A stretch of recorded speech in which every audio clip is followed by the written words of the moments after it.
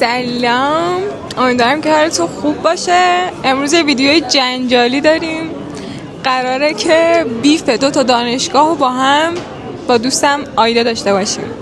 یه معرفی از خودم بکنم. من ترم آخر فیزیک محض میخونم توی دانشگاه علم و صنعت و میخوایم مقایسه کنیم محیط دانشگاه علم و صنعت و بچه‌هاش و حالا استادا و همه چی رو با دانشگاه شریف ببینیم چی به چیه. آیدا جو خودتو معرفی کن برامون. خب سلام بچه‌ها، امیدوارم حالتون خوب باشه. منم آیدا هستم. خیلی خوشحالم که دارم این ویدیو رو با دوست عزیزم میگیرم و اینکه امیدوارم ویدیو خیلی خوب و مفید براتون آره بشه. منم ترم 8 رشته علوم ریاضی گرایش کاربردیم.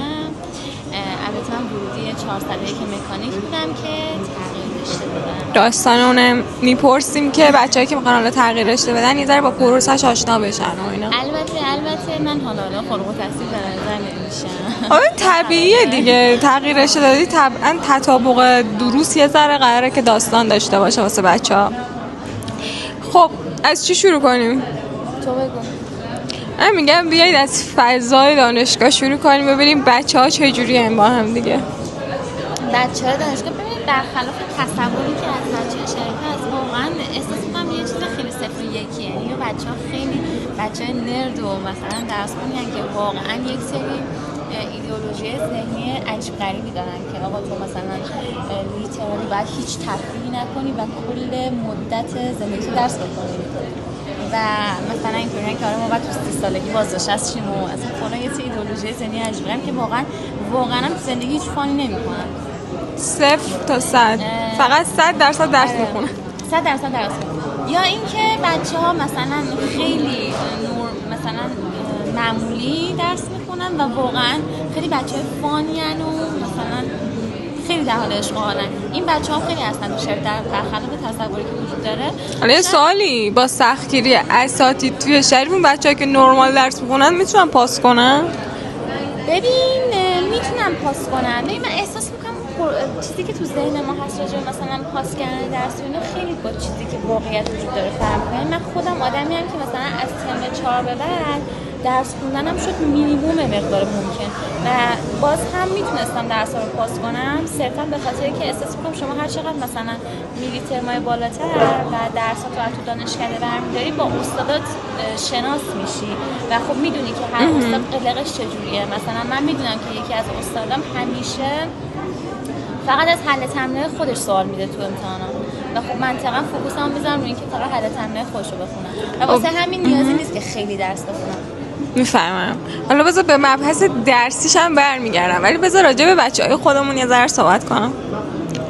ببین تو علم و صنعت خب غالبا بچه‌ها شناخته شدن به این که حالا تو اکثر جامعه این باور وجود داره که یکی از مذهبی ترین بچه‌های یعنی دانشجوهای ایرانن به نسبت حالا بقیه دانشگاه. خب ببین طبیعتاً مثلا دانشگاه امام صادق و ازهر هم وجود دارن ولی اینا تفکیک جنسیتی شدن و خیلی این داده پرتن. آره، ولی تو دانشگاه هایی که حالا واقعا وجود داره مثلا امیرکبیر و شریف و شهید بهشتی و علم و صنعت و اینا که دیگه شناخته شدن و جزء تاپ های مثلا دانشگاه های تهران به حساب میان، مذهبی ترینشون بین اینا میتونم بگم خب علم و صنعته و شما به وضوح اینو تو بچه‌ها می‌بینید. ولی چیزی که وجود داره اینه که بچه‌هایی هم که مثل من باشن مثل نرم جامعه دیگه، حالا اونقدر مذهبی نباشن که شما اذیت بشین، همونجا هستن. پس میتونین دوست پیدا کنین مثل خودتون، میتونین ارتباط بگیرین و اینا، اما به نظر من یکم محدودترش و اونا غالب‌ترن. حالا مثلا نمیدونم راجع به رشته‌های دیگه، تو رشته ما که تعداد کمه تا بگم 50-50 تقریبا اینکه آره، چون میدونی رشته فیزیک هم میذاره فاز هسته حالا اسمشو نگیم، ما رو نگیرن، ولی یکم فضا چیزتره دیگه. یعنی به بچه هایی که بخوان تو شرایط الان کشوری کاری بکنن بیشتر کمک میکنن. اینشون میگم خیلی به رشته مربوطه با من. مثلا شیمی و معماری، مثلا هیچ معماری مثلا معماری دانشگاه ما خیلی معروفه، مثلا شریف که معماری نداره، اشتراط تو علم و صنعت و بچهای معماری ما واقعا باحالن، مثلا مذهبی نیستم به نظر من. معماری ندارید؟ ما معماری نداریم. ببین ما خیلی ما اصلا رشته خیلی کم داریم. چیا رو ندارید مثلا؟ معماری نداریم، ما مهندسی پزشکی نداریم. بعد از رشته مهندسی که مثلا یه سری رشته مثل نساجی مدنی که کلا نداریم. بعد اقتصاد تازه اضافه شده. یکی از حسرت‌های بزرگ زندگی منه که چرا 2 سال 3 سال بعد از اینکه من وارد دانشگاه شدم تازه اقتصاد وارد شده است. که اگه من میرفتم اقتصاد خیلی خوشحال‌تر از این بودم. دوست داشتی خیلی؟ خیلی دوست داشتم. عاشق. من این ترم بعد مجبور بودم که یه درس اختیاری انتخاب کنم و دانشکدهمون دیگه درس نداشت. خب رفتم از دانشکده صنایع اقتصاد کلان برداشتم. پشیمونم از زندگی. واقعا البته کلا اقتصاد آکادمیک طور جذاب نیست، ولی خب بازم از درس دیگه جذاب‌تره. آره درس و کلا ما اقتصاد نداشتیم. خیلی حفظیه به نسبت رشته ریاضی. درستش کاملا تحلیلی و حفظیه. ریاضیاتی نداره اونقدر. ریاضیات تش یه آمار احتمال ساده است. کلام برداشتم. خیلی وحشتناک‌تره ریاضیاتش. نمیدونم. چون نمیدونم نمیگم چیزی. نه ریاضیات هم به نوبه خودش داره، ولی آره خب یه سری چیزاش آره اقتصاد تحلیله واقعا. آره خب تحلیلش که تحلیله، ولی چقدر قدت بلندتر از منه. خب بیام پایین. احساس بذار اینو بیارم یکم نزدیکتر که راحت‌تر تکیه بدیم و خب شد. و پس از نظر بچه‌ها و اینا به این نتیجه میرسیم که شاید بچه‌های شریف یکم کول‌تر باشن. ما بچه مذهبی نداریم تقریبا. خیلی کم داریم. اکثر بچه‌ها مذهبی هم یه جا متمرکز شدن. هوافضا خیلی معروفه. اصلا خیلی عجیبه هوافضا. همه مذهبی. البته خب بازم در نسبت همون مثل فیزیک ما چون هوافضا نداریم. ما هوافضا نداریم، مهندسی پزشکی نداریم، شیمی نداریم، چی نداریم دیگه، نساجی و اینا نداریم، نفت نداریم. نفت داریم یا نداریم نمیدونم، فکر کنم نداریم و میتونیم نداشت. بعد عجیبه که دانشکده مهندسی شیمی ما خیلی بزرگه به نسبت دانشکده های که وجود داره. مثلا فکر کنم 2 تا بغل همه، ولی یه رشته عجیب غریبی که داریم مهندسی راه آهنه. بعد جلو دانشکدهش یه ریل راه آهنه با یه قطار کوچولو اینجوری. ولی بچه‌هاش اکثرا تغییر رشته میدن. ما هم تو دانشکده فیزیک یه چیز داریم، یه گلوله چیزیه. آونگو میگی؟ آره از سال ابر شریف یه گلوله فیزیک نمیدونه ریاضی حاجی دیگه آونگ تو فیزیک دبیرستان بود. یه نخی گلوله ها میدونه که خیلی معروفه، چون یکی از استادامون که الان همین خیلیت علمیه موقعی که دانشجو بود مثلا 40-50 سال پیش اینو با استادشون درست کردن و یه نوسانی بهش دادن و هنوزم این آونگه میچرخه. اوه پس خیلی دیگه فیزیکی و مهندسی شده ساختنش. کلا خود ساختمون اینطوریه که یه بخشی دیگه شما بیرونم نگاه کنی این آونگه رو میبینی و کلا خیلی کانسپت و ظاهر بامزه‌ای داره و تقریبا 50 ساله که این اینطوری میچرخه. 50 ساله جی. ما واسه دکور مثلا ضبط رفتیم یه آونگ خریدیم، بعد آونگ یه تق میخوره وای میسته. یه دکور کامل. آره افتضاح.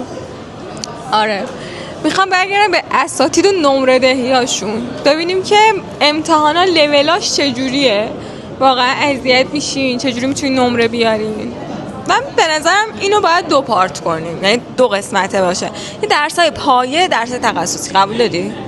برای من سرویسه ریاضی 1. آره حس میکنم کاملا نمره دهیش فرق میکنه. خیلی فرق میکنه. شما وقتی تو خود برای ما اینطوریه که شما وقتی تو خود دانشکده درس برمی‌داری میتونی یه جوری اوکیش کنی.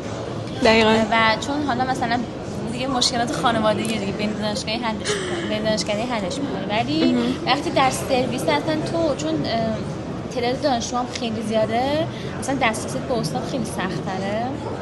تقریبا دسترسی نداری. آره و کلا دروس سرویس رو خیلی راحت‌تر بچه‌ها رو میندازن تا درس تخصصی. برای ما هم تقریبا همینه. بچه‌ها اکثرا ریاضی یکو که میافتن، یعنی مورد کمه که ریاضی یکو پاس کنن بچه‌ها. اساتیدش هم بد نمره میدن، بعد مثلا میندازن با 9 نمیندازنت که، یعنی با 3 افتاد. شما ترم آن آف داری؟ آره ولی تو درس اختصاصی. فکر کنم من مثلا می اومدم دانشگاه نفر به من میگفت مثلا تو ترم 2 ریاضی یک برداری آسان‌تر از ترم 1 ریاضی برداشتنه. نمیدونم چرا این شکلیه ها. برای من میدونم فلسفه‌اش چجوریه. تو افتادی میخوام پاست کنن ها.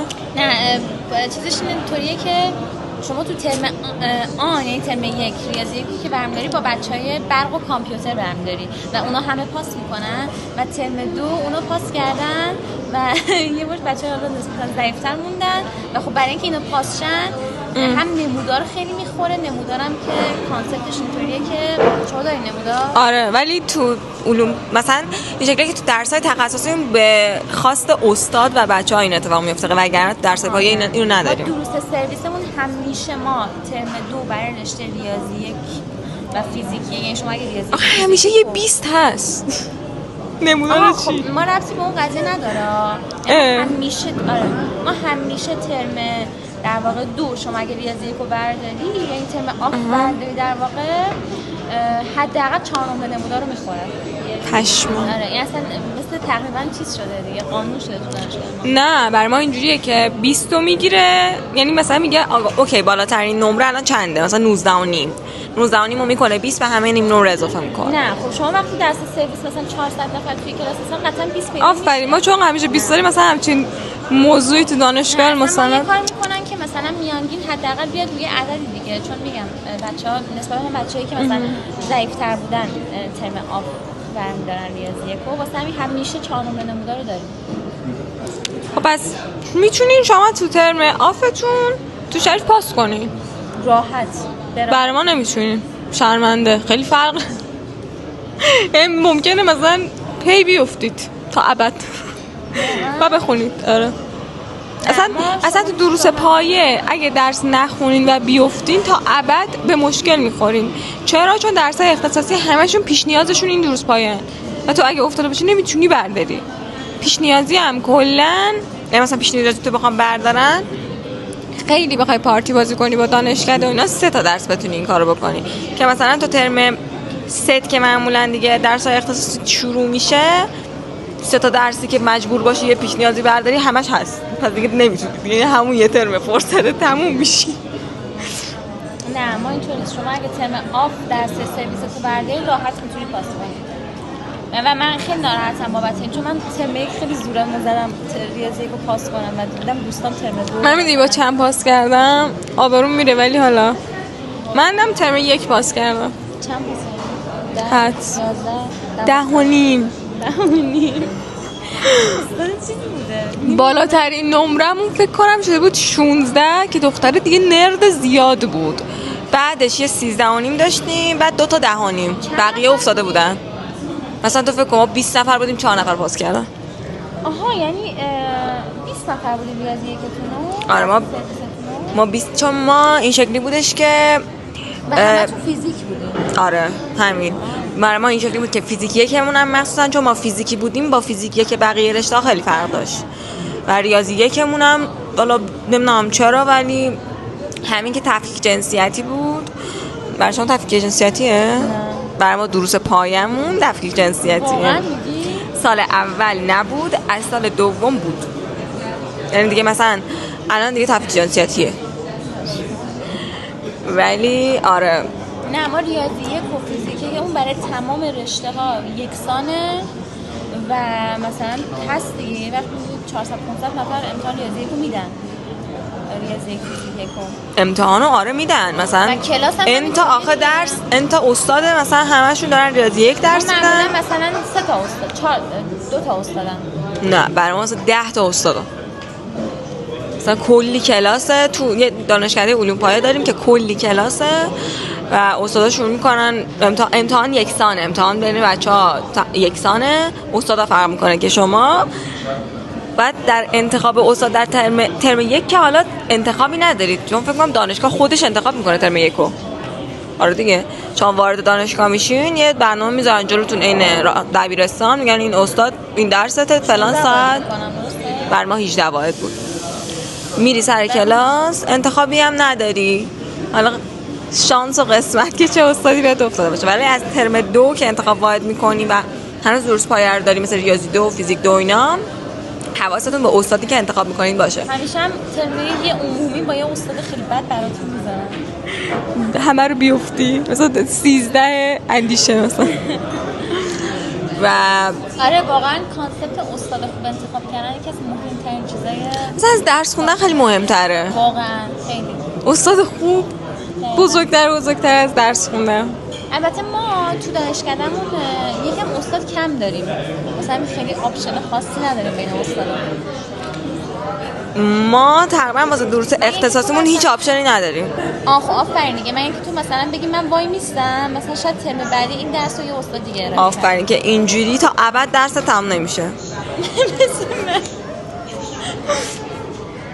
من دیگه پاس کردم. مثلا من یه چیزی که باهاش مشکل داشتم استاد کوانتوم هم بود که به نظر من خیلی کم نمره میداد. استاد اگه دیدی نه واقعا ببین من خیلی تلاش کردم واسه اون درس خب و مثلا پایین ترین نمرم بود با اینکه مثلا میگم من در حد 19 این درس رو بلد بودم. من میتونستم برم به جای استاد اینو درس بدم، در این حد بلد بودم. و مثلا یه سری درس‌ها بود که من خیلی کم بلد بودم و در این حال به خاطر استادش مثلا 16 17 اینا رو می‌شدم. ولی به خاطر اینکه این استاد کم نمره میداد خیلی نمرم پایین شد. واقعا اذیت شدم و مکانیک کوانتوم دومو بر نداشتم. الان قراره فارغ التحصیلی بدم. فارغ التحصیلی هم خودت میری معرفی به استاد که میری با یه استادی صحبت می‌کنی میگم من امتحاناتو بدم تمام شه. آره. شرایط حضور تو کلاساتون چجوریه؟ یعنی چجوری؟ باید حتما حضوری برین؟ حضوریات داره؟ بسته به استادش داره. درس سرویستون چی؟ درسای سرویسمونو من نرفتم حقیقتا. من یادت باشه سال اول دانشگاه اصولا دانشگاه نبودم. نمره حضوریات داشتین کنن؟ آره 2 نمره. برای هر درس؟ من نمیگرفتم اون 2 نمره رو. هیچ موقع؟ ترم 1 و 2 نه هیچ موقع. ولی کلا درساتون حضوریات داره هست؟ آره حضور غیاب داره اصولا، ولی تو درسای اختصاصی استاد اگه رو حضور غیاب حساس باشه شما 2 نمره از دست نمیدی میافتی. آره من یکی از استادان بود صرفا سر حضور غیاب منو انداخت. مثلا من 2 تا درس بکنم افتاده باشم یکیش سر حضور غیاب بود. من امتحانشم خوب دادم ولی استاد اینجوری بود که اومد سر جلسه میدونی چیکار کرد؟ سر امتحان بودم ببخشید شما رو نمیشناسم. گفتم که مثلا فلانیم سر کلاس ندیدمت. بعد بالا برگم یه چیزی زد و جود که خداحافظ. آره نه ما خدا رو شکر حضوریات کاملا آپشناله. من اینکه درس عمومی باشه. درس عمومی حضوریات اجباریه ولی برای درس تخصصی من میتونم بگم تارا سر کلاس. درسای عمومی که 100% بعد برید، آزمایشگاه هم 100% بعد برید. آزمایشگاه اتفاقا دیگه فرقش هم دیگه مثلا بچه شیمی ما 24 سر کلاسن و کلاسای طولانی دارن. مثلا میبینی از ساعت 11 تا 5 سر کلاسن. وای سر آزمایشگاه کلش هم سر یک. چند تا تو الان ریاضی میخونی چند تا اصلا آزمایشگاه دارید؟ نه اصلا آزمایشگاه نداری؟ درس ببین ریاضی واقعا بستری داشته است. اولا که ما آزمایشگاه نداریم، دوما که همه درس 4 واحدی ان. زود تموم میشه. ما میتونیم مثلا چون 4 تا درس برداریم میشه 16 واحد. 4 تا امتحان بدیم میشه 16 واحد. حالا یه چیزی کلا چند واحد باید پاس کنین؟ 135 واحد. حتی کمتر از ما. شما؟ نه ما 136 واحد. یه واحد. آجی من یه واحد این ترم کارگاه داشتم سر اون یه واحد از 20 واحد پاره شده. خیلی عزیز. یه واحدی ها قبل داری سختن؟ آزمایشگاه و اینا دیگه. من آزمایشگاه فقط آزمایشگاه فیزیک 1 و 2 داشتم که همون ترم 1 پاس کردم. آزمایشگاه داشتیم. آزمایشگاه ما درس سرویسمونن. جزء درس سرویسمونن. آزمایشگاه فیزیک 1 و 2. شیمی 1 هم باید داشته باشی؟ نه. شیمی 1 نداشتی؟ نه. شما هر رشته‌ای باشی تقریبا فکر می‌کنم باید حتما آزمایشگاه 1 و 2 فیزیک رو پاس کنی. نمیدونستم. برای ما اینجوری من آزمایشگاه فیزیک 1، فیزیک 2، فیزیک 3، فیزیک 4، فیزیک دنده، اپتیک، الکترونیک، یک کارگاه و خیلی آزمایشگاه. من پاره شدم. باز حالا شیمی ها خیلی پاره تر میشن. من شیمی هم داشتم. شیمی روز اتفاقا من با پارسا دیدم که نزدیک 10 تا برگه همینجوری و بعد مرتب بنویسن، دست نویس گزارشکار آماده کرده. ما هم همینیم. وای خیلی چیز بدیه. ببین گزارشکار و استادا معمولا میگن باید دست نویس باشه. بعد کامل ببین مثلا تو جدول تو شماره نزنی 2 نمره کم میشه. تو فکر مثلا جدول شماره 1 جدول شماره در این هست. مثلا اشتباهی که آزمایشگاه داره من دورم نمی‌رسم هندل کنم. آخه دیگه چی میمونه؟ فقط باید برن ریاضی.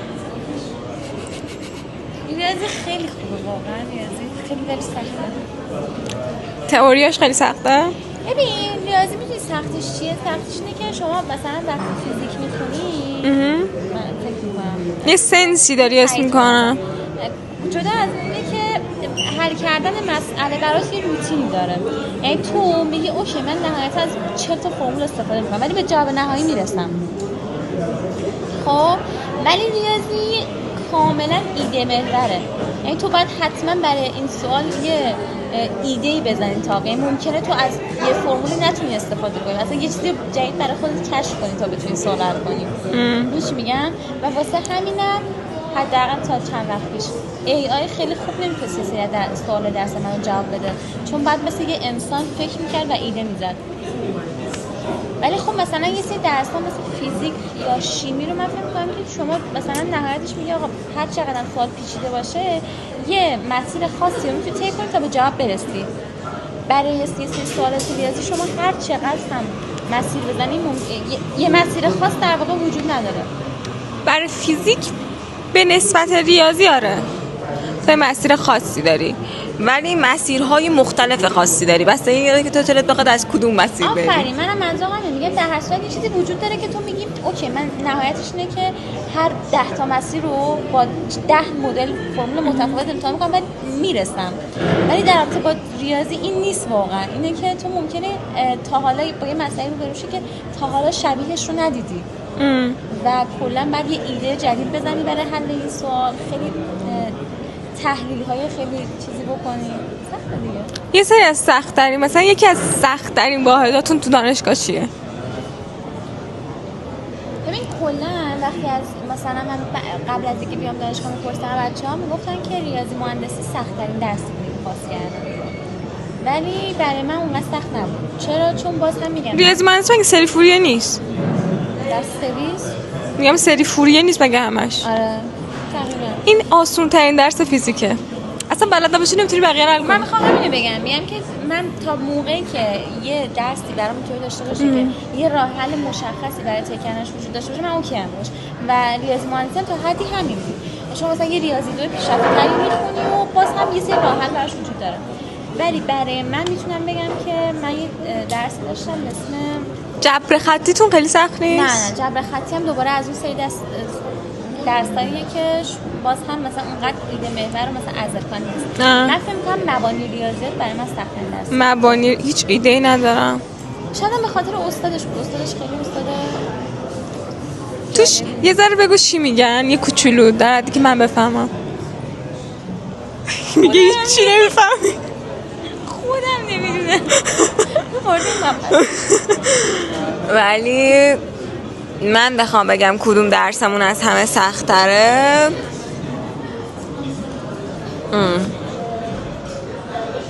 کدوم درسمون از همه سخت‌تره حس میکنم برای اکثر بچه‌ها الکترومغناطیس یکی از سخت‌ترین درس‌ها باشه، چون که الکترومغناطیس ما خیلی سنگین‌تر از برقه و ریاضیات اصلا تو مثلا همین ریاضیاتی که میگن سنگینه رو بلد نباشی نمیتونی اصلا سوالا رو حل کنی، میدونی؟ یعنی تو بگو من فیزیکشو بلدم، خب شما بلد باشین فیزیکشو به حل نمیرسین، هم میفهمین سوال داره چی میگه. برای اینکه سوالو حل کنین به یه جایی برسین باید واقعا ریاضیات قوی باشه. مثلا یه دیدی که وجود داره اینه که بچه‌هایی که میان فیزیک اینجوریان که ریاضیات خشکه، نمیخوام ریاضیات یاد بگیرم، میخوام برم فیزیک تجربی فلان، مثلا در صورتی که تو اگه ریاضیت خوب نباشه اصلا نمیتونی فیزیکو سمتش بری، چون باید بیس ریاضی قوی داشته باشی که بتونی اصلا سوالا رو حل کنی، میدونی؟ یعنی مخصوصا توی، حالا من نمیدونم ارشد چجوریه چون هنوز ارشد خب نخوندم، ولی توی کارشناسی چون معمولا که نصف تحصیلت که درست پای است و ریاضیت خوب باشه بتونی ریاضی رو پاس کنی. بعدش هم که میری مثلا وارد درس‌های تخصصی میشی، ما ریاضی فیزیک 1 داریم، 2 داریم، من 3 هم پاس کردم و اونا بگو با چند؟ 2.5 حدس بزن که ریاضی فیزیک 3 رو چند شدم؟ 2.1 20 20 من روز شدم.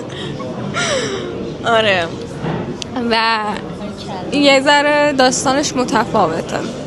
در همین من اینجام که ریاضیتون خوب باشه اگه میخوایم برین فیزیک. بیشتر دانشگاه رفتیم رو رشته هامون. آره بحث عوض شد. بحث عوض شد. خرج ذهنی شد. میخوام راجع به خوشگلی دانشگاه حرف بزنم. واضحه دیگه. ما خوشگل تریم، قبول داری؟ ببین ما خیلی درخت داریم، خیلی خوشگلی خورده. خدا وکیلی دانشگاه خیلی خوشگل تری داریم. چون آدم ها نه آدم ها که خیلی ما خدا وکیلی دانشگاه خوشگل داریم. یعنی مثلا همین که به نظر من حالا شریف همین مزیت رو داره ها که دانشکده‌هاش همش توی دانشگاه، درسته دیگه؟ نه؟ توی محیط نیست. ما 2 تا محیط داریم. یعنی چی؟ توی خیابون قاسمی که در اصلی دانشگاه توش هست، در انرژی در واقع توش هست، یه قسمت دانشگاه بالای اون خیابونه، یه قسمت دانشگاه پایین اون خیابونه. ما در واقع 2 تا ساختمونه. یعنی وسط دانشگاه یهو دانشگاه نیست؟ چی؟ ببین وقتی میگی 2 قسمت جدا از همه یعنی وسطش مثلا وسطش یه خیابونه. اوه که شما اگه بخوای مثلا از اون پردیس شمالی بیای تو پردیس جنوبی باید بیای از دانشگاه بیرون دوباره باید بیای تو کات بزنی، ولی فاصله‌اش فقط یه خیابونه. و اینکه متمرکزه باز مثلا من خواجه نصیر رو نیستم، ترد هر کدوم از دانشگاهاش یه جای خیلی تیکه تیکه است. اصلا مثلا تو مثلا میری تو سایتش زده صدخندان بعد یا سر از حکیمیه در میاری، عجیبه دیگه، خیلی عجیبه، خیلی بده. ولی مثلا دانشگاه ما همش یه جای. آره ما متمرکزیم. این خیلی خوبه. مثلا شهید بهشتی هم تو مثلا مهندسیاش بریم مجبوری بری عباسپور. عباسپور کجاست؟ اون برای حکیمیه. شهید بهشتی و اذیتی دیگه. تهران هم البته باز نزدیک هم من ولی اونا حتی بخاطر این رشته خیلی زیاد داره یه جا نمیتونه متمرکز بشه. آره دانشگاه تهران خدایی خیلی رشته داره. ولی برای ما میگم خوبیش اینه که همه دانشگاه‌ها تو به همه جا دسترسی داری دیگه، گم نمیشی بین خیابونا، یه جای بالاخره پیدا میشه یه چیزی. و تکام مثلا دانشگاه ما کوچیک‌تر از دانشگاه شما باشه نه؟ آره البته خب اینو نظریت در نظر نگیریم که کوچیک‌تره. مثلا یه قدم بزنید ما شهری تو خیابون تو مثلا بین دانشکده 1000 تا آشنا می‌بینی. خیلی خیلی کوچیکه، واقعا کوچیکه. برای ما ولی اینجوریه که واقعا تو حال نداری تا اون بر بری 20 دقیقه راهه مثلا. واقعا آره خیلی کوچیکه. ببین من ماشین رو پارک میکنم تا برسم به دانشکده نیم ساعت طول میکشه. تو فکر کن تازه من مثلا ماشین رو نزدیک پارک کنم، دور پارک کنم که دیگه هیچ. آره اصلا اینکه ما دانشگاهمون خیلی کوچوله و واقعا خیلی مزیت بزرگی هست. شما از هر جای دانشگاه بخوای بری یه جای مثلا دورترین نقطه میتونم بگم از کتابخونه تا دانشگاه عمران. کتابخونه‌تون چجوریه؟ بذار فلکس کنم با کتابخونه علم و صنعت، انقدر که خوشگله. ما کتابخونه‌مون عکسشو میذارم اینجا براتون خودتون مقایسه کنید.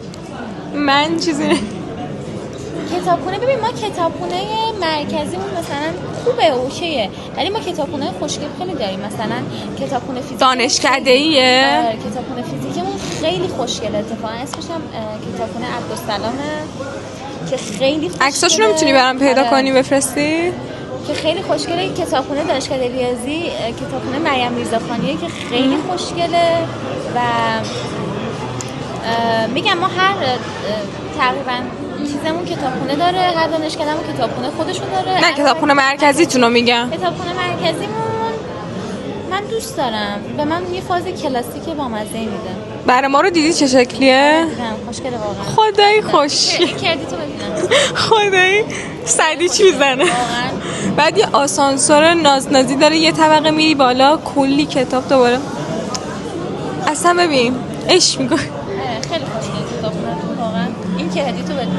برخلاف میدونی به خاطر چی؟ چرا؟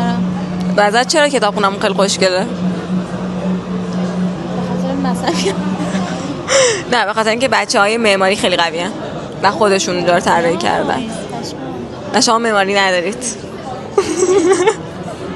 آره. معمار داریم. معمار زیاد داریم. آره. بیا راجع به چیز حرف بزنیم. چی؟ مثلا غذا تو رو غذا اینا آفرین. رستوران اینا چجوری دارین، چقدر دارین؟ ببین اینو دیگه مثل ما نمیاد. اصلا ما افتضاحیم. من فقط ترم اول که میگم بازم خیلی کم دانشگاه میرفتم غذای سلف میخوردم که اونم به نظر من توش یه سری چیزا بود که من خیلی بدنم ریخ بیرون و اصلا چربی ناسالم و اصلا خیلی اذیت شدم دیگه. اما ولی چیزی که وجود داره اینه که من دیگه بعد از ترم یک هیچ وقت غذای سلف نخوردم، ولی اونجا شما آپشن های مختلفی داری. اینجوریه که یه سلف چیز داری دیگه، عادی که میری غذاتو میخوری و اینا که بعد رزرو کنی و مثل همه دانشگاه دیگه. بعد بغلش یه کافتریا داره که واسه دخترها. این مثلا میگم سلف دخترها با سلف پسرها جداست. برای شما جداست؟ نه. ما سلف پسرونه و دخترونمون جداست و سلف دخترونه سلف عادی. آره الان میگم تو میتونم داستان دارم. آره برای ما جداست و بغل سلف دخترونه جدا یه کافه جدا هم داره که شما بی حجاب میشی، کاملا میتونی لباساتو در بیاری، راحت بری غذا بخوری و اینا و دیگه مشکل حجاب و اینا نداری دیگه، حراست اونجا نمیاد و معمولا فست فود غذاهاش. ولی اگه بخوای غذای ایرانی بخوری رستوران آزاد داره، شما باید کش زیاد بدی. کافتریاتون جداست؟ کافتریامون بغل سلف اصلی دانشگاه خودمونه که این دو تا بغل به هم چسبیده است، جفتشون هم جداست. این شما وارد اون محیط میشی میتونی کشف حجاب کنی. ولی سلف آزادمون که دیگه هزینه باید بکنیم، مثلا غذاش فکر کنم الان رو اوردر 400-500 تومنه هر وعده. سلف آزاد؟ آره. و غذاهاش هم تنوعش واقعا خوبه، کیفیتش هم واقعا خوبه. مثلا من همه چیز از اونجا میگیرم و میتونید شما سلف آزاد رو هم رزرو کنید. اینجوری مثلا فکر کنم 100 تومن تخفیف میگیریم، مثلا به جای 500 تومن 400 تومن میدیم، به جای 400 تومن مثلا 300 تومن میدیم. یعنی یه تخفیف دانشجویی روش میخوره و همه جور غذایی هم تقریبا ایرانی داره. راحت هم دختران پسران هم نداره، با همه دوستاتون میتونین برین اونجا غذا بخورین. کیفیتش هم به نظر من خوبه و بازم یه فست فودیه. این کلین فود رو میشناسی؟ آره.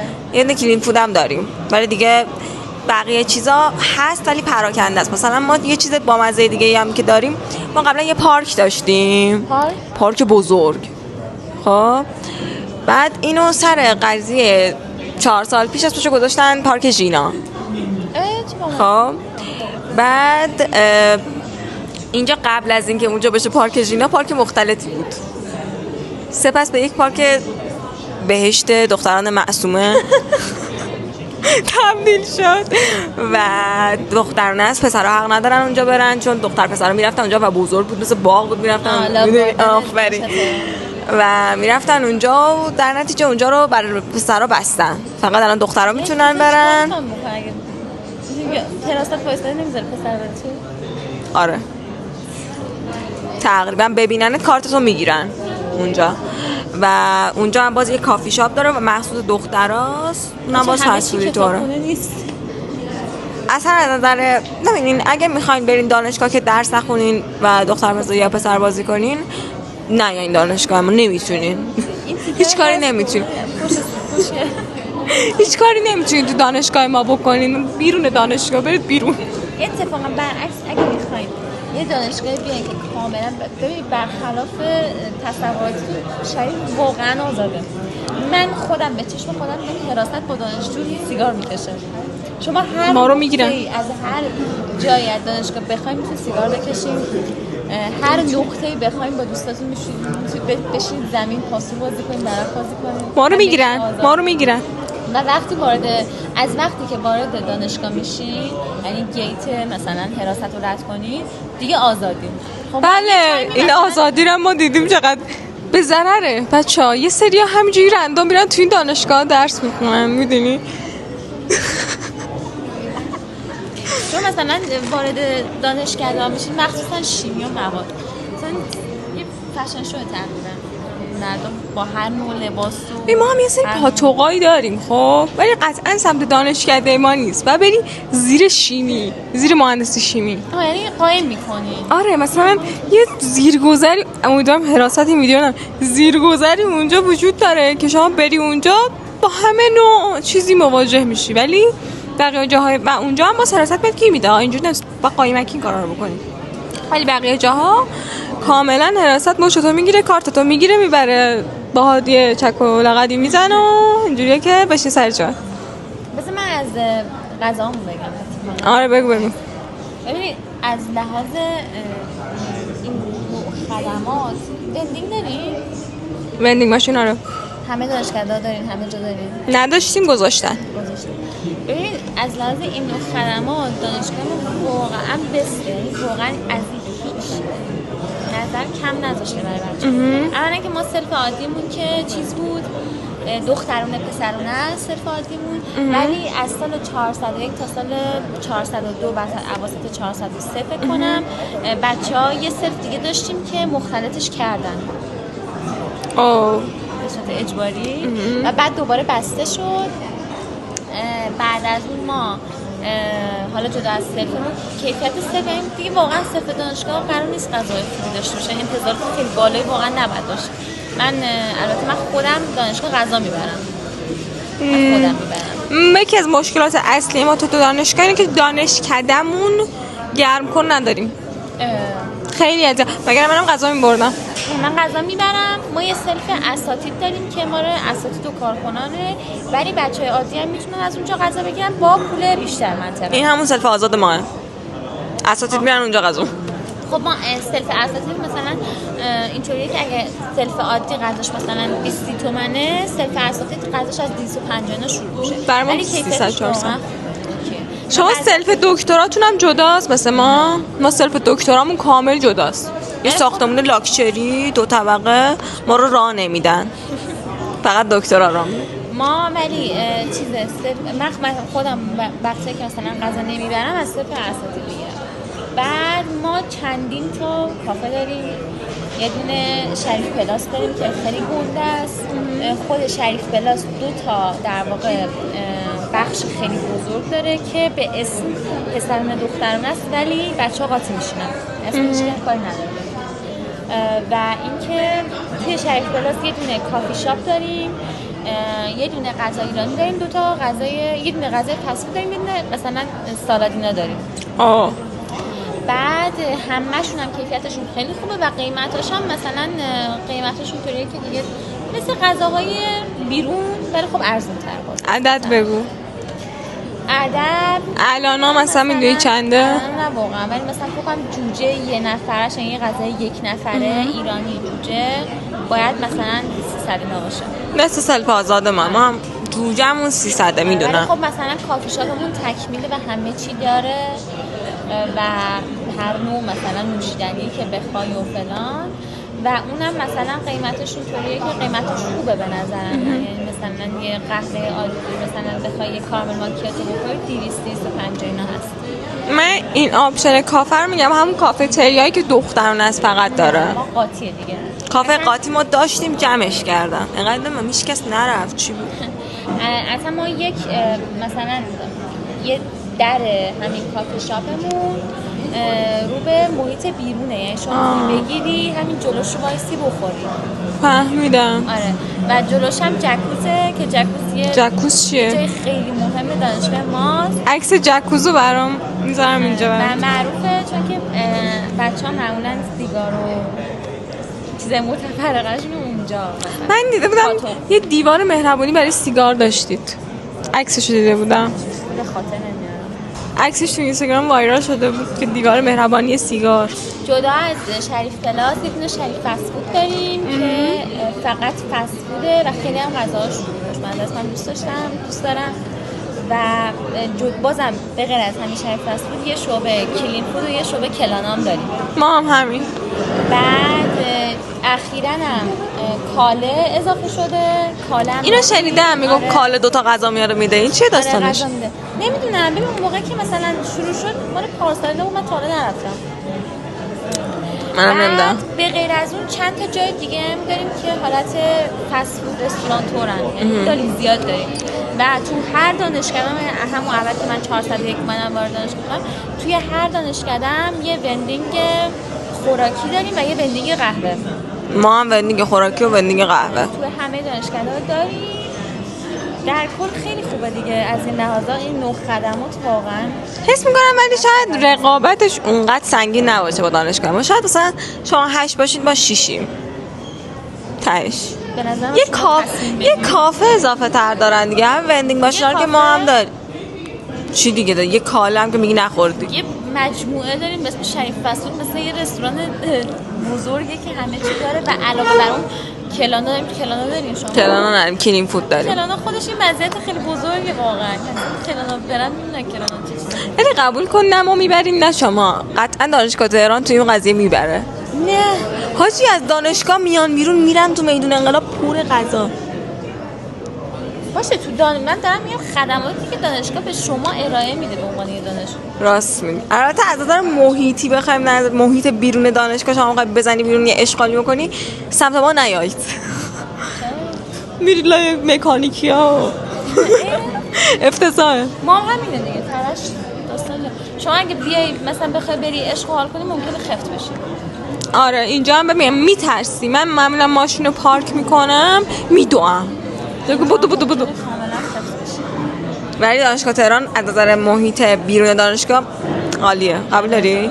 امیرکبیر هم خوبه. من خودم خیلی با خیام انقلاب اینو حالا میگم عجیبه. خیلی حال نمیکنم. چرا؟ اصلا کلا همه حال میکنم. انقلاب بهم خیلی وایب استرس میگیری؟ آره وحشتناک. چه شلوغه معمولا و اینا.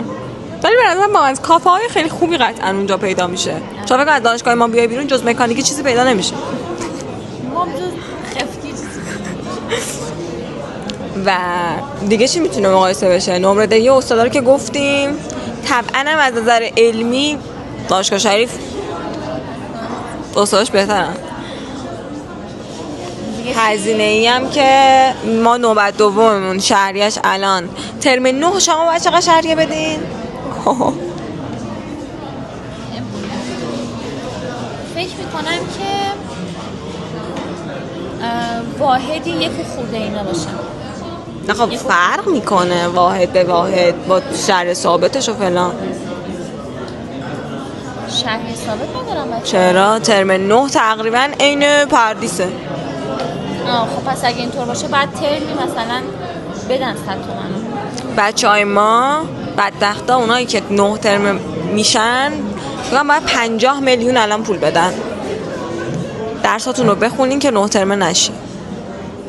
50 میلیون زیاده. البته ما خب ماینور خیلی زیاده دیگه تو بچه‌هامون. یکی از دلایلی که بچه‌ها خیلی 9 ترم میشن به دلیل ماینور کردنه. ما هم یه چیزی داریم به اسم کهاد. همونه تقریبا. شما میتونین 28 40 واحد نه همچین چیزی نمیدونم اصلا به خدا چون نکردم نمیدونم 28 واحد 40 نمیدونم ولی یه چیزی داریم به اسم کهاد. همون ماینور کردن تو شریفه. تو این دو رشته‌ای کنین برین یه رشته دیگر رو مدرکشو میگیرین ولی مدرک کهاد میگیرین. مدرک اون رشته مثلا تو مدرکتون میزنن علوم ریاضی برای ما ماینور برای ما هم میذارن مثلا فیزیک مثلا چیز کهاد کامپیوتر، مثلا یکی از بچهای ما هست 2 تا کهاد کرده. میتونه؟ آره ولی من حس می‌کنم قانونی نبوده، یارو اصلا خیلی عجیبه. شما میتونین کهاد کامپیوتر کنین؟ کهاد هر چیزی با توجه به معدلمون که باید معدل اون شخص نمیدونم یه نمره بالاتر از معدل میانگین اون دانشکده باشه، یه همچین چیزی. شما تو شریف به هیچ وجه نمیتونین ماینور کنی با کامپیوتر، فقط با رشته بر ما میتونی.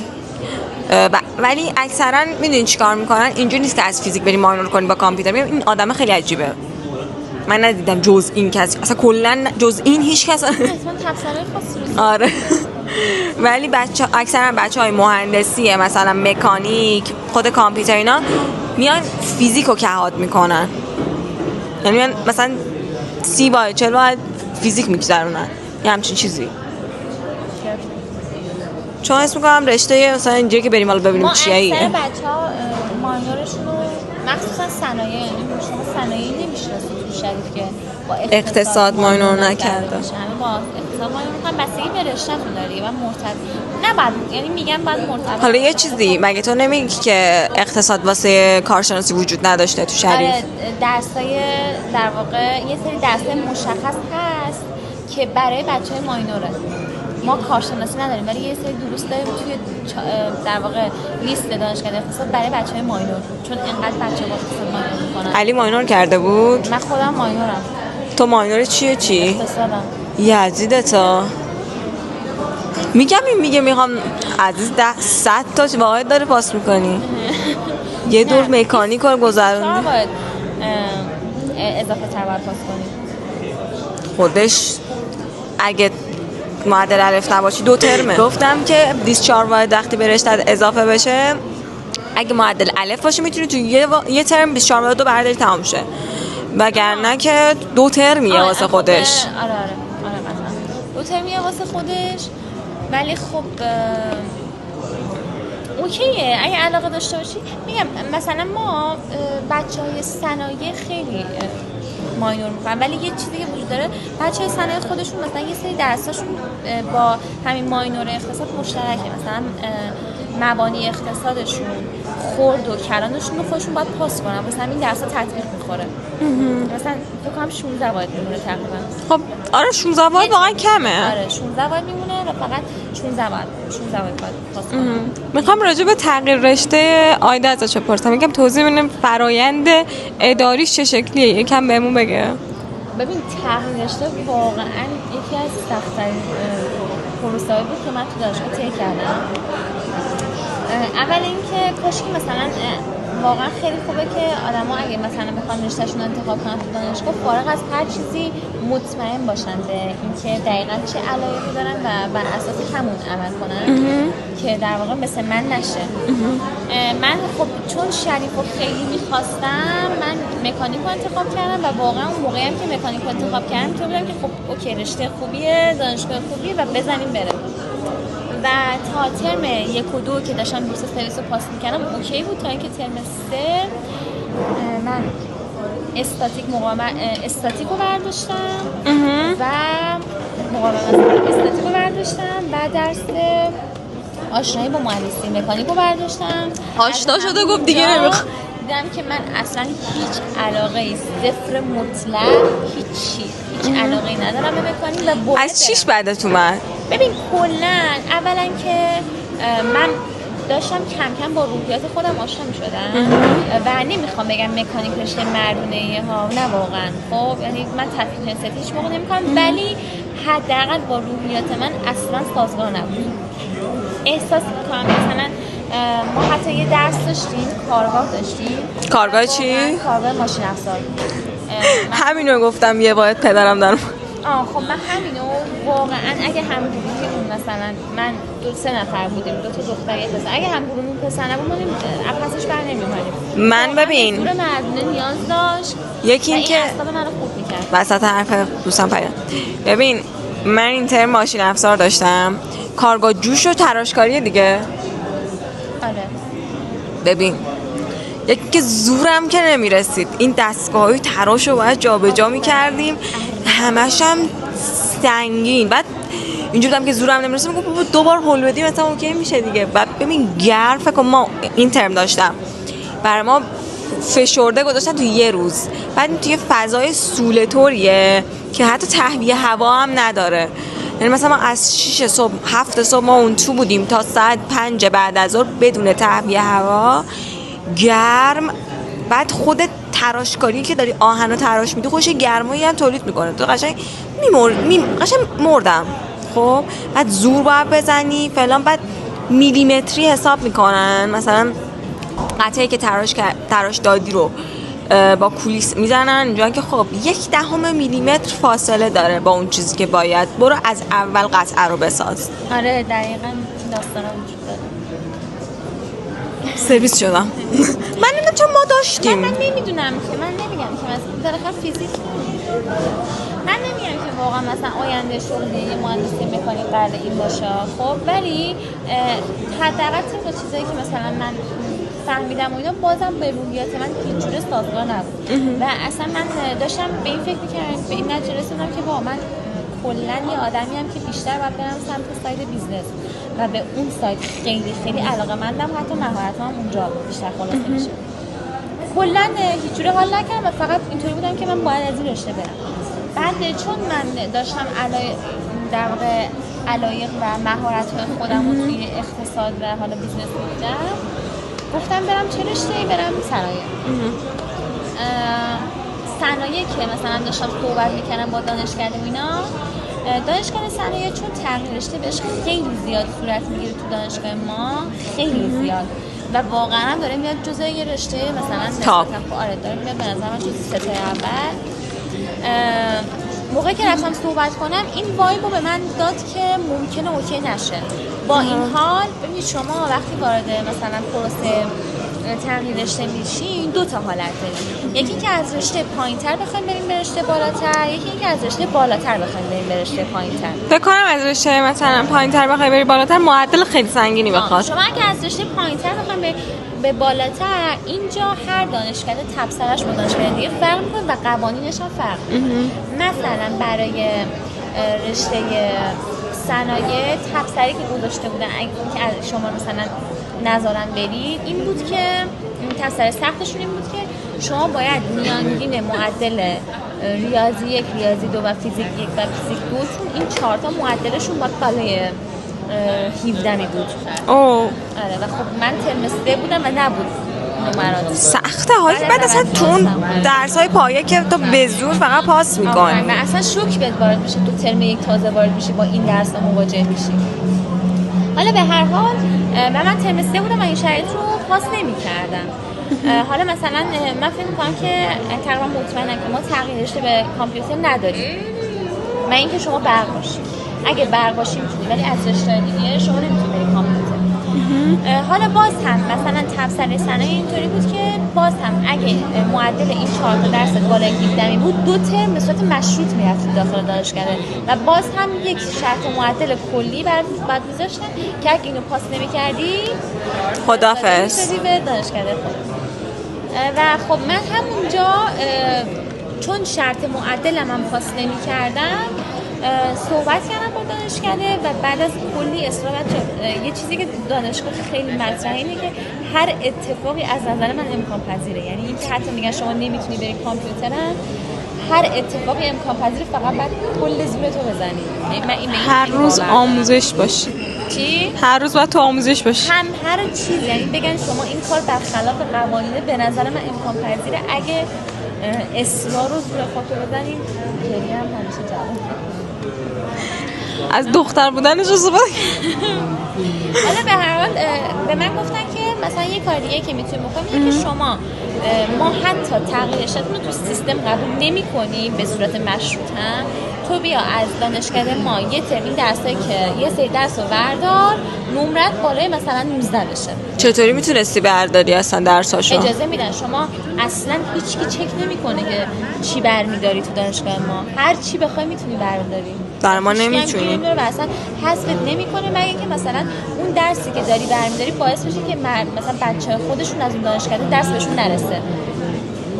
برای ما محدودیت دارین کاملا، فقط درس‌های رشته خودتون میتونین بردارین، در صورتی که برین با اون دانشکده مقصد صحبت بکنین، مهمان موقت بگیرین از این دانشکده، یه برگه مهمان موقت بهتون میگم. من مثلا درس اختیاری یه اقتصاد کردنم کلی دویدم که بتونم فقط یه مهمان موقت بگیرم بتونم یه درس از اون دانشکده بردارم. ما تو اصلا انتخاب رشتهمون همه دانشکده‌ها رو میره و شما هر چی بخواید میتونید اضافه کنید، هر چی، نه اینکه مثلا چیز باشه مال ارشد باشه.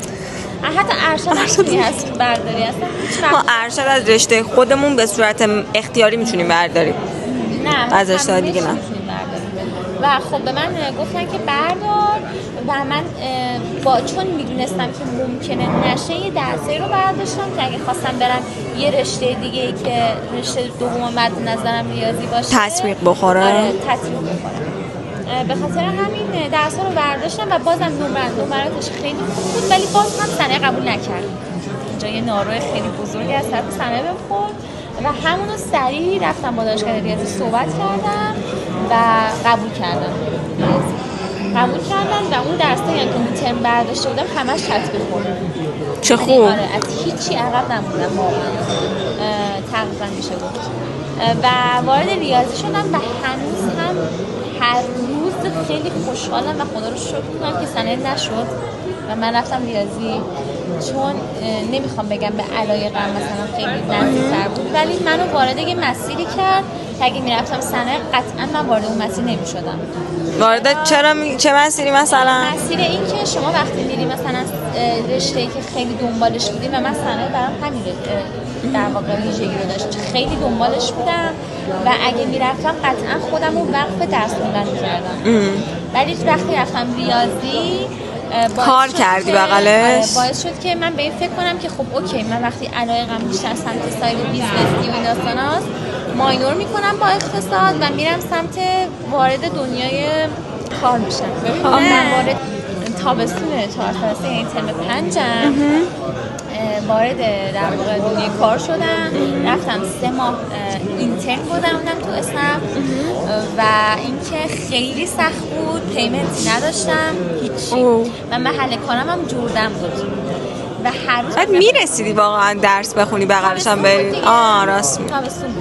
و هیچی در واقع، نه مسیرش افتضاح بود، نه مترو داشت، نه در واقع جا پارک داشت، مثلا خیلی به سختی رفتم و اون 3 ماه واقعا زجر کشیدم، ولی محیطش خیلی خوب بود و واقعا خیلی تجربه کاری عالی بود و یه رزومه خیلی خفنی شد برام. با اینکه هیچ پیمنتی نداشت من سر پروسه استخدام شدم اونجا خیلی دویدم و به چند نفر لینک سفارش داد چیز کنن اکسپت کنن.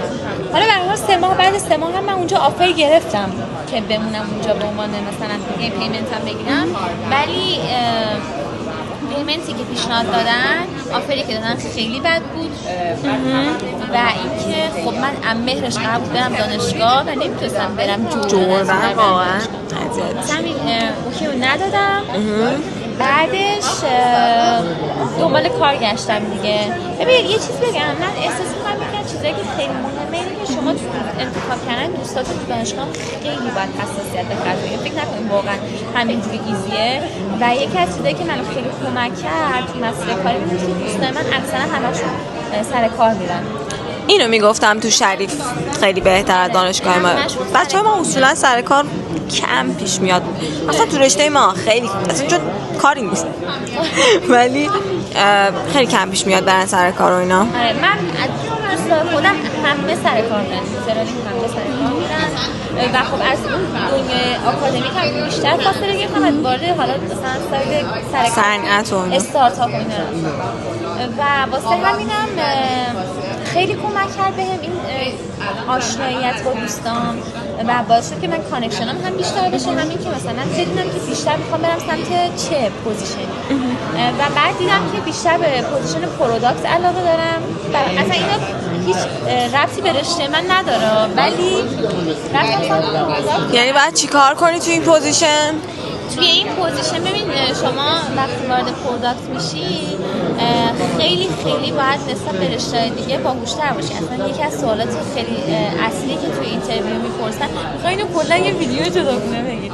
یکی از سوالاتی که شما میپرسن توی در واقع مصاحبه پروداکت سوالات هوشه. آره.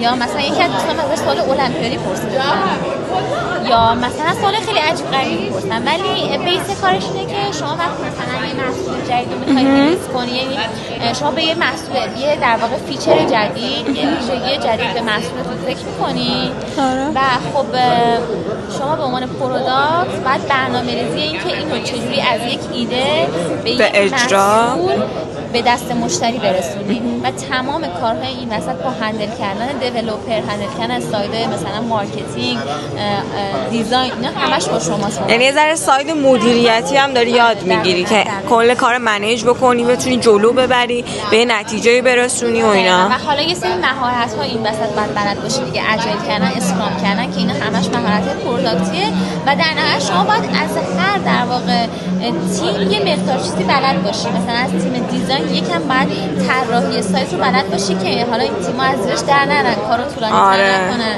و حالا نه پیچونه. آفرین، دقیقاً موارد مشابه. رفتم سمت سایت پروداکت و الان تقریبا 1 سال و نیمی میشه که تو پروداکت مشغول به کارم. توی یه ساختمانی نزدیک به دانشگاه، برج فناوری.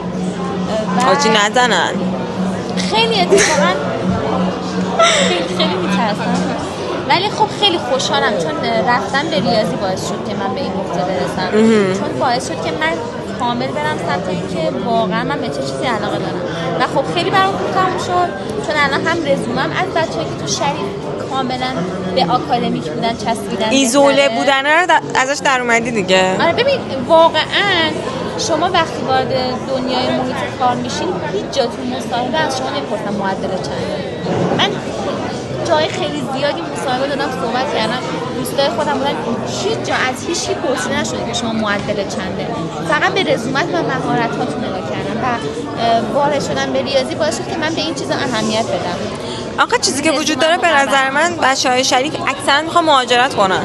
آفرین دیگه. من میخوام اینو بگم که کلا اگه میخواید ساید آکادمیک بمونید درستون رو بخونید، اگه میخواید مقاله بدید مثلا چیزی درستون رو بخونید، ولی اگه میخواید واقعا وارد دنیای کاری از زودتر بشید از همون اول ترم مثلا اینا بهش فکر کنم. من خیلی پشیمونم که چرا زودتر بهش فکر نکردم، ولی خب تایم منیجمنت برام جور در نمیومد. ولی حتی برای مهاجرت هم این که شما تو رزومتون تجربه کار کردن توی یه استارتاپ یا مثلا کار واقعی رو داشته باشید بازم خیلی ادوانتیج خوبی براتون هست. یعنی الان من چون هم کار تحقیقاتی کردم هم کار کردم از قطعاً تاثیر داره. قطعاً تاثیر داره. بچه‌ها ببینیم چی میشه. کار کنید، دستتون هم میتونید توش بخورید. واقعا اگه دخترین که خیلی بیشتر، من اینجوری هم که قشنگ نترسین از اینکه برین سر کار.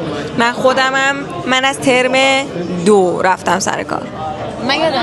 من از ترم 2 رفتم سر کار، همزمان هم میرفتم سر کار هم دانشگاه و سخت بود. خیلی سخت بود. من جای خیلی سنگینی داشت موقع. ببین من صبح تا شب میرفتم، اصلا زندگی نمی‌کردم. من اینجوری بود که از من کلا پنجشنبه جمعه‌ام آف بود، بقیه روزا که صبح تا شب من دانشگاه بودم، مجبورم بودم تو دانشگاه باشم. دانشگاهم دور بود به خونمون و مسیر خودش از من خیلی انرژی می‌برد و تایم، و در عین حال بعد سر کار می‌رفتم. من پنجشنبه جمعه دوباره از 7 صبح می‌رفتم سر کار تا شب و کلی از پروژه‌های منم دورکاری بود. یعنی مثلا اوکی میرفتم فیلم برداریامو میکردم اونجا، حالا پروسه ادیت کردن، پروسه اجراش کردن، همه اینا دیگه آفلاین میشد و من مثلا میرسیدم خونه 8 شب از دانشگاه، مجبور بودم بشینم اون کارا رو بکنم تا 12 شب تا 1 شب حتی، و دوباره 6 صبح پاشم. خیلی تایم سخت، خیلی سخت.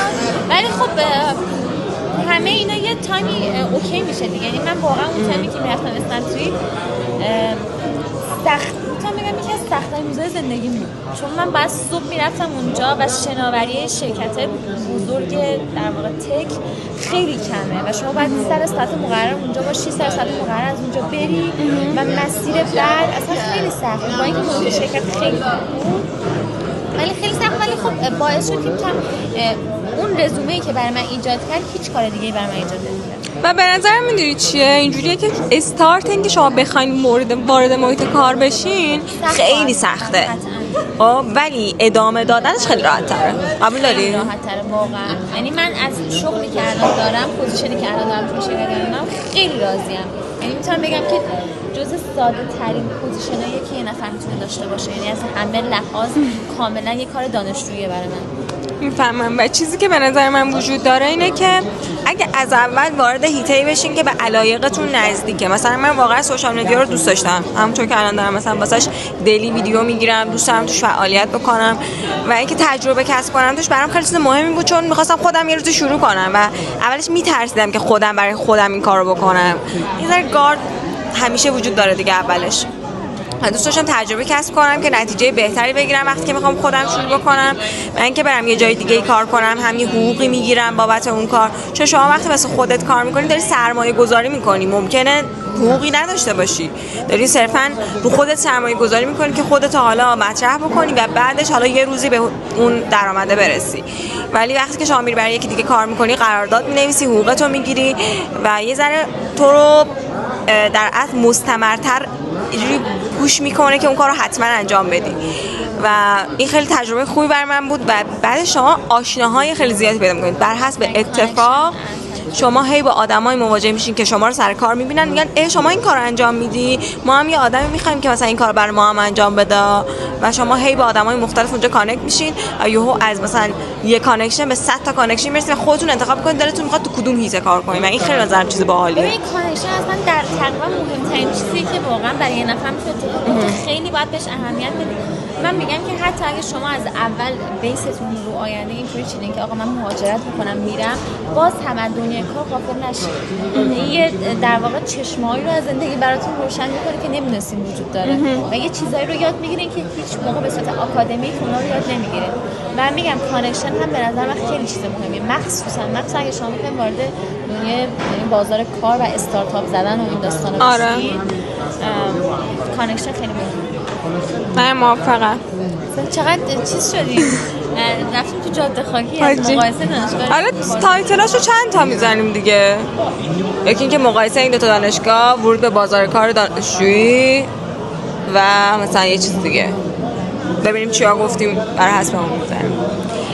و در نظرم که خیلی ویدیوی مفیدی بود برای بچه‌هایی که بخوان وارد محیط دانشگاه بشن. بهتره که این چیزا رو بدونن، مثلا اگه میخوان انتخاب بکنن حالا بین دو تا دانشگاه و اینا، چون اگه کنکوریان واقعا بچه‌ها یک لحظه من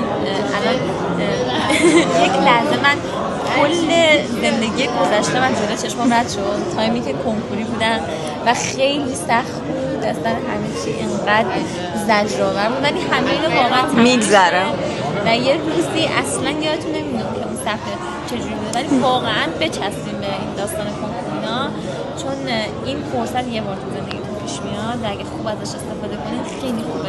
من نمیگم مثلا شریف درس خوندن قراره خیلی مثلا چیز زیادی به شما از لحاظ دونستن و علمی اضافه کنه، خب کامیونیتیش بهتون اضافه میکنه. اصلا اون در واقع یه سری ادوانتجا داره که بعدا متوجه شد. مثلا همین که با آدمای آشنا میشین، با دوستای شما وقتی دانشگاه تاپ درس میدید با آدما دوستای آشنا میشین که میدونید مثل شما همونقدر تلاش کردن به اونجا رسیدن و خیلی به هم نزدیک‌ترین و کلا شما رو از لحاظ در واقع علمی که نه یه چیز دیگه با یه جوری آماده میکنه که راحت‌تر بتونید. میدونید دیدی بعضی وقت آدم دیگه گیواب میخواد بکنه، وقتی بقیه رو یه نگاه به این ور اون ورش میندازه اونجا دیگه گیواب نمیکنه. به نظر من اینه.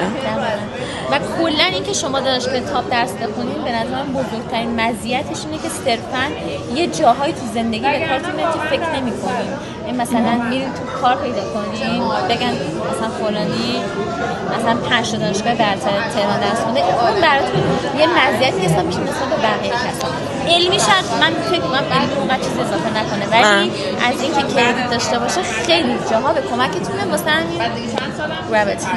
آره منم نظرم دقیقاً همینه که اگه واقعا درس بخونین چیزی که به خودتون میبخشید محیط و آدمایی هستن که شما رو پوش بکنن که خیلی راحت‌تر به اون هدفی که حالا چه توی محیط کار دارین، چه اگه هدفتون آکادمیکه که خب خیلی واضحه که یه دانشگاه خفن باید درس بخونین، ولی اگر میخواین وارد محیط کار هم بشین، اگر که توی محیط آموزشی تاپی باشین، آدم هایی که بغلتونن آدم های هدفمندی هن و این باعث میشه که شما هم خیلی راحت‌تر به هدفتون برسین، از تجربه هاشون کمک بگیرین. یه مکالمه ساده حتی با یه دوستی که تجربهش زیاده اینقدر بهتون کمک میکنه که ممکنه مسیر ذهنی شما رو حتی تغییر بده و این خیلی به نظرم چیز مهمیه. و دیگه چی به نظرت مهمه که بگیم؟ ببینید یه چیزی هم که خیلی من همیشه به خودم میگم که کاش که مثلا خیلی یه نفر بیشتر به من میگفت بود که من خیلی زودتر از این بعد میدونستم که واقعا علایق من چیه و من چی بیشتر از همه مهارت دارم و واقعا چی میخوام و اگه نمیدونستم میتونستم مسیرم خیلی سریعتر به اون چیزی که میخوام برسونم و مسیر درستری انتخاب کنم. من نمیگم مثلا شما باید بالاخره یه جاهایی تو زندگی اشتباه بکنید، ولی اینکه از همین الان که اگه مثلا کنکوری هستین یا حتی بعد کنکور کارشناسی اصلا ارشدین، هیچ وقت دیر نیست برای اینکه ببینیم واقعا چی میخوایم، واقعا به چی علاقه داریم و واقعا تو چی خوب هستیم. و من از همون اول قبل کنکور باید میدونستم که من مثلا به دنیای کار و بیزنس بیشتر علاقه دارم تا آکادمی. ولی قبول داری خیلی سخته که آدم تو اون سنینا رو بدونه؟ قطعا من باید تجربه کنی بفهمم اینو، یعنی هر کاری هم میکنم میتونستم بفهمم که من به دنیای بیزنس علاقه دارم. تو وقتی که اومدم دانشگاه و دیدم. آفرین. من یه چیزی که حالا تو مشکل شخصی با خودم اینه که خیلی به چیزهای مختلفی علاقه دارم. این واقعا هم همه‌شون رو دوست دارم در حد پرفکت یاد بگیرم. اینجوری نیستش که من میخوام فیزیک دان شم، من میخوام فلان شم. اصلا همچین چیزی تو ذهنم هیچ وقت نبوده و اینکه رفتم تجربه کردم یه سری چیزا رو، حالا بر حسب اتفاق من واقعا به رشتم علاقه دارم. یعنی دوستش دارم و واقعا هم دوست دارم که توش حالا نه خیلی مستقیم و اونقدر تئوری، یکم دوست دارم تلفیقی کنم با یه سری رشته‌های دیگه که بتونم عملی تر باشه و تجربی تر، که اونجوریشو بیشتر دوست دارم. ولی دوستش داشتم، ولی اولش که داشتم انتخابش میکردم این رشته رو واقعا اینجوری بودم که نمیدونم چی میشه، بریم ببینیم چی میشه. من ببین رشتم اونقدر بهش علاقه ندارم، ولی نزدیکترین چیز بعد علاقه ندارم. اگه قطعا اقتصاد مثلا کارشناسی داشت شاید من بهتر باشه، ولی کلا من به درس خوندن علاقه ندارم. کار کردن خیلی علاقه. آره دیگه، نزدیکترین محیط الان میشه همین محیطی که توشی و واقعا خبر خوبیه. من اسم میکنم که دیگه میتونیم ویدیو رو تمام کنیم. 1 ساعت و 20 دقیقه. حرف پایانی به نظر من خیلی استفاده. یه جمله پایانی از آیدا میخوام که تو این ویدیو بهتون بگه. ببینین همیشه به نظر من مستقل شدن و تو اولویت قرار بدین، جدا از دانشگاه هر کاری میکنی تو هر نقطه هستی. اصلا جمله خیلی جالبی نیست. چرا جالبه؟ چرا نباشه؟ سعی کنید مستقل باشین همیشه تو همه جا تو زندگی به کارتون. حتی این تو انتخاب کردن رشته‌شون هم اگه علاقه‌شون رو در اولویت قرار بدن دارن به همون استقلال میرسن دیگه. استقلال، آره. دیسیپلین هم خیلی داشته باشین. منم بخوام یه جمله بهتون بگم اینه که هر سختی قطعاً اگر در لحظه نتیجهشو نبینین شاید 10 سال آینده توی زندگیتون تو مراحل مختلفی ثمره اون تلاشاتون رو ببینین. پس از اینکه واقعا سخت تلاش بکنین ناامید نشید، حتی اگه توی این شرایطی هستیم که نتایج زحماتمون اونقدری که باید دیده نمیشه، اذیت میشیم واقعا و حس میکنیم که به نسبت حالا بقیه بچهای همسن خودمون توی نقاط مختلف دنیا داریم خیلی بیشتر زحمت میکشیم و نتیجه نمیبینیم. ولی قطعا یه روزی نتیجه این زحماتتون تو زندگیتون نشون داده میشه بهتون و از اینکه گیواب بکنین هیچ وقت بهتون چیزی نمیرسه. واقعا حداقل ما میدویم دیگه، یا نتیجه میده یا نمیده. خیلی بهتر بود. منم همین جمله. خب دیگه نبریم. خداحافظ. خسته نشین هیچ وقت. همین دیگه. بای. فعلاً.